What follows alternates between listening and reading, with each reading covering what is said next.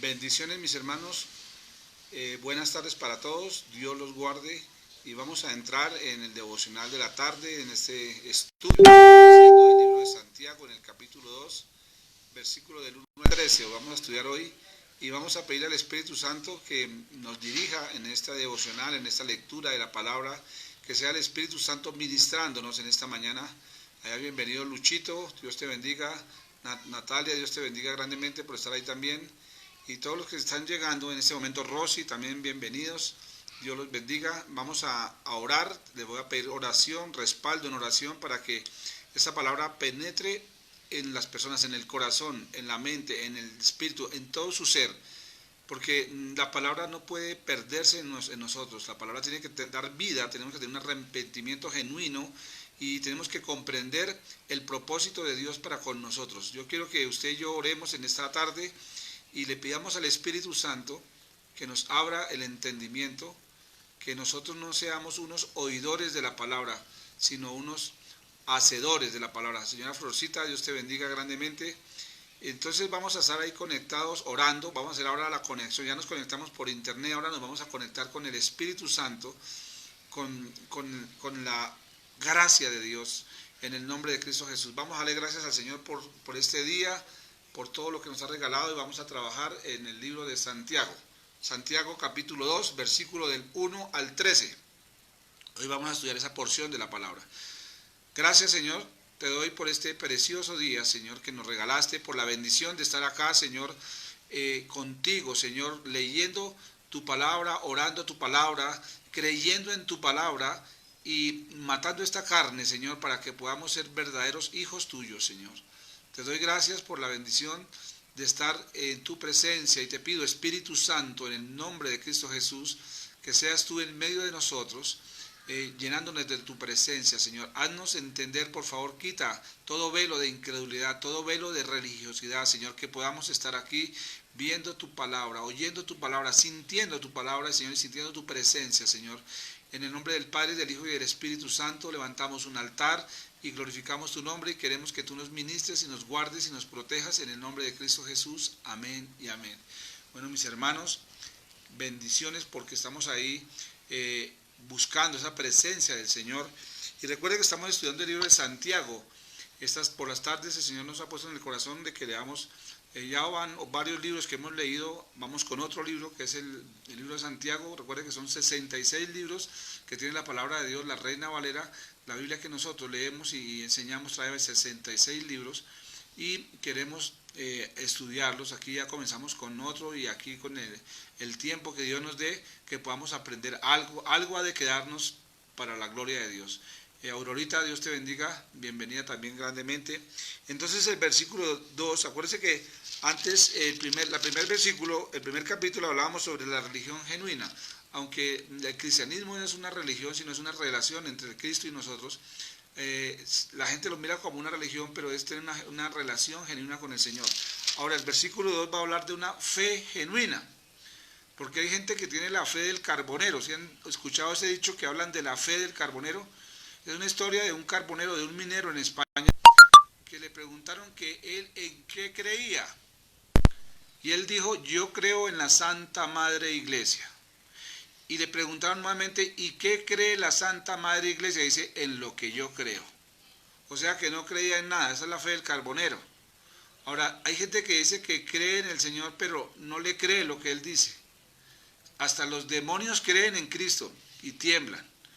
Nosotros tenemos que creer en Él y creerle a Él lo que Él dice. Cuando usted le cree a Dios la palabra, usted es un hacedor de la palabra. Si usted no es hacedor de la palabra, usted solamente es un simpatizante del Evangelio.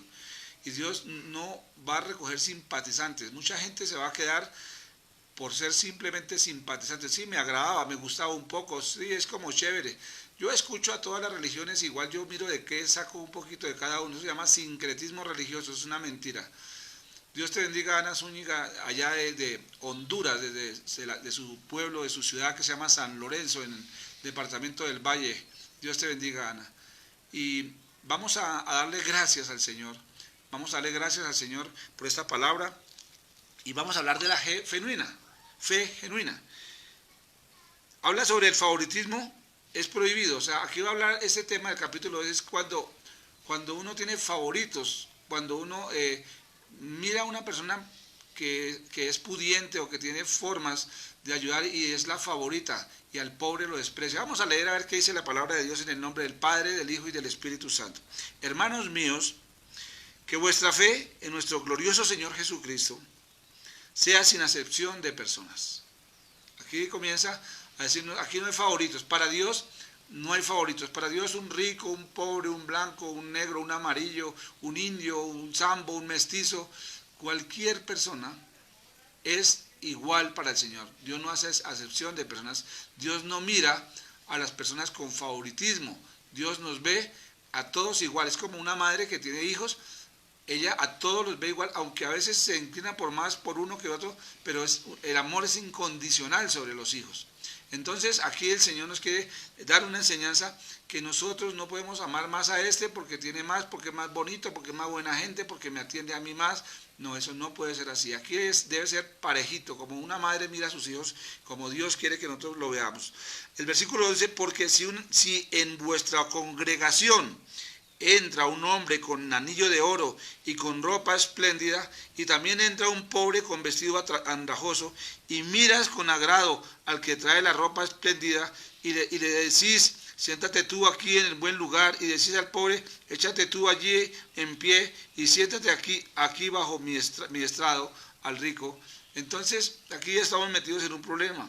Dice, no hacéis distinción entre vosotros mismos y venís a ser jueces con malos pensamientos.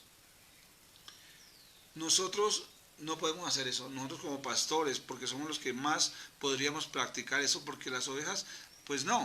O sea, ellas sí tienen sus preferencias, sus amigos, sus amistades en una iglesia. La iglesia es como una familia. Yo creería que nosotros los pastores seríamos los que estamos más, o sea, estamos ahí fácilmente para caer con respecto a esto, de mirar si una persona... Hay una película que yo vi hace muchos años que se llama A Medias Tintas. Es una parodia de la iglesia cristiana, es una película mexicana, A Medias Tintas. Y ahí dan una burla sobre aquellos pastores que aceptan gente que anda en pecado, pero como es la que más diezma, más ofrende, le alcahuetean el pecado. Que le perdonan todo, que lo que ellos digan hacen caso. Esa es la doctrina de los nicolaitas, que ellos no se dejan dirigir por el Espíritu Santo, o sea, los pastores, sino se dejan dirigir por la congregación, por el más rico o la familia que más ayuda en la iglesia. Esos son los nicolaitas. Nosotros tenemos que ser dirigidos por el Espíritu Santo y todas las personas son exactamente igual delante de Dios y para nosotros debe ser así. No se nos debe olvidar el origen de donde nosotros venimos, o por lo menos yo. Dios escogió lo vil y despreciado del mundo. Y entonces aquí no debe haber preferencia. Yo le voy a dar a usted para que anote ahí en su cuaderno 8 razones por las cuales usted no tiene que hacer acepción de personas. No tiene por qué tener favoritos. Usted no puede tener, no es que me gusta este pastor, es que me gusta esta iglesia, es que me gusta esto, es que me gusta esta persona, es que me gusta esta familia. No, todas las personas, hijos de Dios, marcados con la sangre del Cordero, somos exactamente igual. Entonces le voy a dar 8 razones por las cuales no debemos tener favoritismo en la iglesia ni en ningún lado con las personas. Primera es contrario a las enseñanzas de Cristo. O sea, lo primero que tenemos que entender es que Cristo nunca tuvo personas favoritas. Nunca. Él miró al pobre, al rico, al leproso, al enfermo, al ciego, a la mujer con flujo de sangre, a cualquiera los veía con el mismo amor. No les tuvo asco, no les tuvo miedo de contaminarse, no dejó de tratarlos por ser samaritana. No, era un hombre que trató a todo el mundo por igual. Luego usted tiene que tener mucho cuidado de no hacer las cosas como Cristo las usa. La primera entonces es porque es contrario a las enseñanzas de Cristo. Segundo, es el producto de malos pensamientos. O sea, cuando tú tienes un favorito, cuando tú persigues a una persona, algo quieres buscar de esa persona, algún beneficio quieres tener de esa persona. Entonces, ahí ya estás pecando. Tus pensamientos es el producto de malos pensamientos. No eres sincero. O sea, como la canción que hay aquí en Colombia de Oropel, amigo, ¿cuánto tienes? ¿Cuánto vales? Principio de la actual filosofía. Es una canción colombiana muy antigua, pero mucha gente busca a las personas por lo que tienen. Y así no debe ser. Usted o es amigo sincero en las buenas o en las malas. Por eso un amigo es una bendición, mi hermano. Tener un amigo sincero, que lo mire y lo acepte a uno como es, no que le alcahuetee el pecado, que lo exhorte a uno, que le llame la atención, que lo haga vibrar. Eso es una verdadera amistad. Eso es lo que debemos hacer sin acepción de personas. No tenemos que tener pensamientos malos. Tercero, menosprecia a las personas creadas a la imagen de Dios.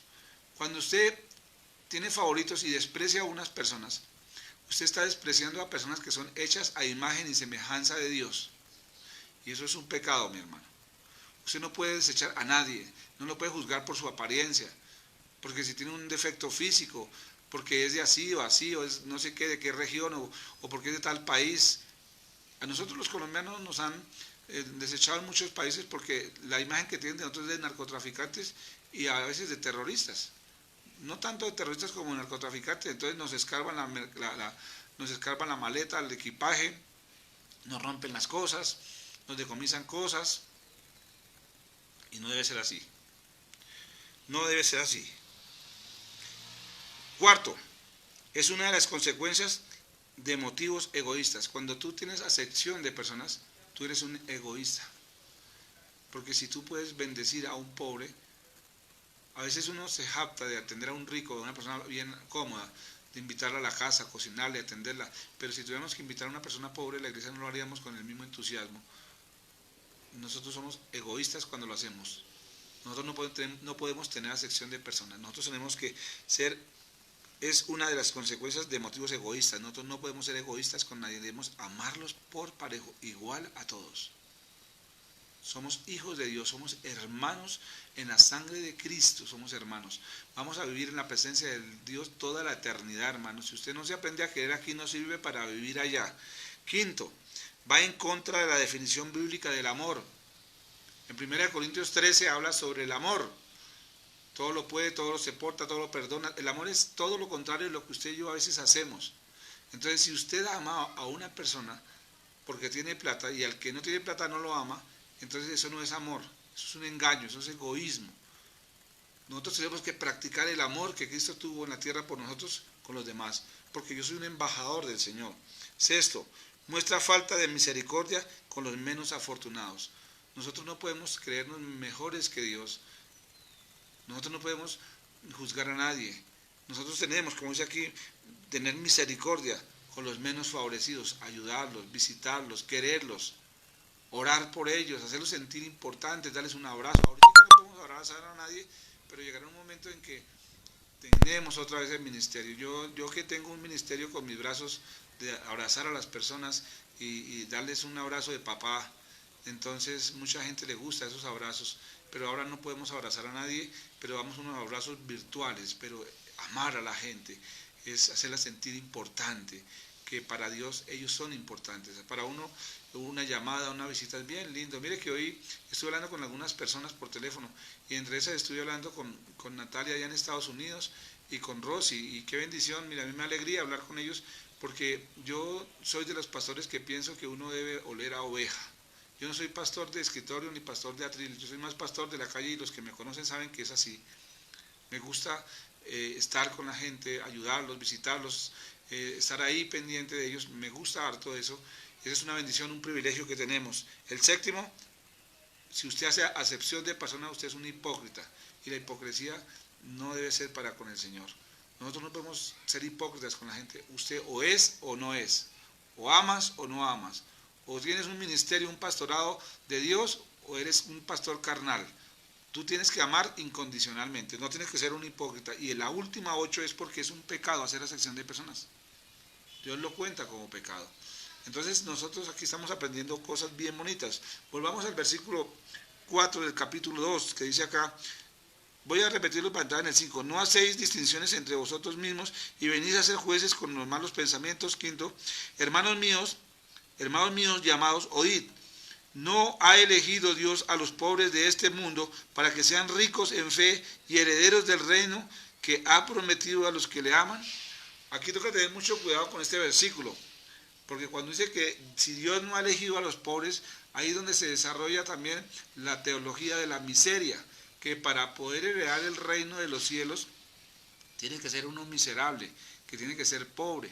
Por allá hay una porción de la palabra en el Evangelio de Marcos y Mateo, o Marcos y Lucas más bien, de este este hombre, ese joven rico, que se le acercó al Señor y le dijo: Señor, ¿qué debo hacer para heredar el reino de los cielos?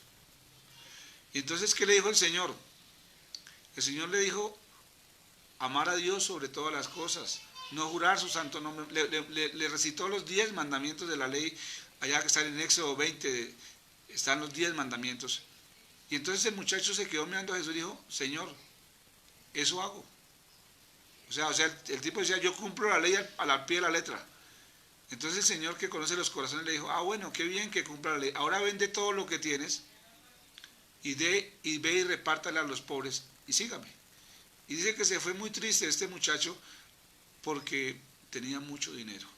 Y entonces el Señor dijo una perla muy tremenda, que dice: qué difícil es que un rico entre en el reino de los cielos. Es más fácil que un camello entre por el ojo de una aguja. Entonces mucha gente ha entendido o ha creído que era el ojo de una aguja de remendar por donde iban a meter un camello. Y eso no es así. Les voy a explicar por qué Jesús dijo que era más difícil que un camello entrara por el ojo de una aguja. Resulta que en los tiempos de Jesús, en los tiempos antiguos, las ciudades eran amuralladas para evitar el saqueo y la penetración de pueblos enemigos en estas ciudades. Jerusalén no era ajena de ellas. Jerusalén tenía murallas por todo lado y tenía 12 puertas que entraban ahí, pero a las 6 de la tarde cerraban las puertas y el que se quedaba por fuera se quedaba. Y si alguien llegaba tarde y se quedaba por fuera, afuera habían ladrones, habían gente mala que robaba, que violaba, que hacía cosas malas ahí a los que llegaban tarde. Entonces estas personas se iban por la orilla de la muralla y rompían, había unos huecos que se rompían, que se llamaba ojo de aguja. Por esos huecos, esas personas tenían que entrar a Jerusalén y tenían que hacer arrodillar al camello, bajar la mercancía, pasarla al otro lado. De alguna manera entrenaban al camello para que pasara al otro lado de rodillas, arrastrándose. Eso era un camello. Eso era difícil. Por eso Jesús, que sabía cómo eran las experiencias de aquellos, decía que era más fácil que pasara un camello por el ojo de una aguja. A eso se refería, no a meter un camello en una aguja de enhebrar, de remendar sacos. Entonces mucha gente piensa que los ricos no heredan el reino de los cielos. Y entonces creen en la teología de la miseria, que usted tiene que ser pobre para heredar el reino de los cielos. Y le voy a volver a leer el versículo, dice: hermanos míos, amados, oíd, no ha elegido Dios a los pobres de este mundo, pero no son los pobres de dinero, sino los pobres de espíritu, como los niños, que son ingenuos, que aman de verdad. La persona pobre que se refiere aquí no se refiere a la pobreza física, sino a la pobreza espiritual, a la limpieza de espíritu, a aquellos que todavía no conocen al Señor, pero que desean conocerlo, que quieren obedecer la palabra, pero no saben, no hay quien se la explique, como el eunuco que iba para Etiopía leyendo el libro de Isaías, capítulo 53, y el Espíritu Santo, el Señor manda a Felipe, el evangelista, a que se le atravesara por allá en el camino para que le predicara el evangelio. Y él iba leyendo el libro y entonces el evangelista le dice: ¿qué lees? Y le lee una porción de Isaías 53 y le dice: ¿y entiendes lo que lees? Y él le dijo: ¿y cómo voy a entenderlo si no hay quien me lo explique? Pues mi hermano, la gente sí tiene sed de la palabra de Dios. Ellos son pobres de espíritu, quieren conocer la verdad. Y usted a veces callado. Usted a veces no quiere predicarles la palabra. Usted se guarda lo que recibe. Esos son tiempos de no callarnos, de predicar a tiempo y a destiempo. Por eso la palabra, el evangelio debemos de darlo siempre, mi hermano. Estos son los pobres de espíritu que se refiere aquí. Aquí dice en el versículo, voy a completarlo todo para pasar al 6. Hermanos míos, amados, oíd, ¿no ha elegido Dios a los pobres de este mundo para que sean ricos en fe y herederos del reino que ha prometido a los que le aman? Cuando tú recibes a Jesucristo en tu corazón, lo confiesas con tu boca, te conviertes en una persona completamente millonaria en la fe. Más rica que cualquier rico de este mundo, que Bill Gates, que Carlos Slim, que Julio Mario Santo Domingo o Carlos Ardila Luli aquí en Colombia. No hay dinero que compare, que compre la fe en Jesucristo. Ellos sin Cristo son más miserables que una persona humilde de estrato social, pero con Cristo en su corazón. Jesucristo nos da el valor, su sangre nos da el valor más valioso que el oro y la plata, mi hermano. Usted no vale por el dinero que consigue ni que usted tiene. Usted vale porque tiene a Cristo en su corazón, porque la sangre del Cordero te ha enriquecido y tú vivirás eternamente con el Rey de los Reyes, el Señor de Señores. Y el versículo 6 dice, pero vosotros habéis afrentado al pobre, no oprimen los ricos, no os oprimen los ricos, y no son ellos los mismos que arrastran a los tribunales. Está diciendo aquí Santiago que nosotros a veces preferimos a los ricos sabiendo que esos ricos son los que oprimen a los pobres que están en la iglesia, los que los demandan, los que los explotan. No debe ser así. Santiago nos está dando una palabra tremenda, mi hermano. Lo que viene ahorita, lo que nos espera, tenemos que estar tan bien entrenados con la palabra, con la unción, con la presencia del Espíritu Santo, que no caigamos en estas faltas. No hay disculpa después de que hayamos escuchado esto. El versículo 7 dice, no blasfeman ellos el buen nombre que fue invocado por vosotros. No son los ricos que blasfeman del Señor. No son los ricos que se burlan de los pastores, que se burlan de las iglesias, que se burlan de los hermanos que van allá a orar, a ayunar, a alabar a Dios, que madrugan a orar. ¿No son ellos los que se burlan? Y cuando llega uno de esos, ¿cómo lo recibes? ¿Como si fuera un Dios? No lo hagas, mi hermano, como cualquiera. Mire que cuando yo estuve en la universidad, hubo un profesor que dijo una frase que toda la vida la he enseñado. Y decía esta frase, este profesor, que era un profesor de economía, decía, de las vacas sagradas se sacan las mejores hamburguesas. Allá en la India las vacas mueren gordas y ellos aguantando hambre. Y ahí decía, de las vacas sagradas se sacan las mejores hamburguesas. A veces tenemos personas como vacas sagradas. No somos ni capaces de mirarlas a la cara, a los ojos, porque nos da pena. Vivimos humillados ahí, rendiéndole un falso culto. Nosotros somos iguales delante de Dios. Si un rico llega a la iglesia, como cualquier otro. Hay que amarlo como cualquier otro. Hay que exhortarlo como cualquier otro. Y si no quieren oír la palabra y se van, que Dios los bendiga. Pero usted no puede cambiar la palabra, usted no puede endulzar, como se llama en 2 Timoteo. Yo no puedo predicarle las novelerías que ellos quieren escuchar. No lo puedo hacer, hermano. Yo tengo que predicarle las cosas como son, como Dios las puso aquí en la palabra. Versículo 8 dice, si en verdad cumplir la ley real, ¿cuál es la ley real? La ley real es la ley de Jesucristo, el amor al prójimo, el evangelio de la gracia, esa es la ley real. Conforme a las Escrituras, amarás a tu prójimo como a ti mismo, bien hacéis. Tu prójimo es tu esposo, mi hermana, tu esposa, tu hijo, tu hija, con quien tú vives. Tú no tienes que salir a la calle a entrenar el amor al prójimo y descuidando a tu primer prójimo que está en la casa. Ámelos a que están a tu alrededor, ámelos, valórelos. Dios te va a pedir cuentas por tu familia, mi hermano. Tú no puedes decir, no, es que usted no sabe, Señor, es que usted no entiende cómo fue la situación. Él sí que entiende más que nosotros. La prioridad número 1 que Dios nos ha dado son nuestras familias. Ese es mi prójimo.